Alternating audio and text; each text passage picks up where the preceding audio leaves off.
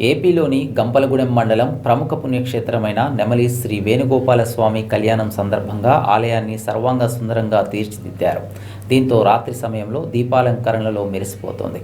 ఆలయ ప్రాంగణం పురవీధులలో విద్యుత్ వెలుగులతో కొత్త శోభను సంతరించుకుంటుంది. ఇక్కడ జరిగే స్వామివారి కళ్యాణానికి భక్తులు పెద్ద సంఖ్యలో తరలి రానున్నారు. ఈ క్రమంలో ఆలయ అధికారులు అన్ని ఏర్పాట్లు పూర్తి చేశారు.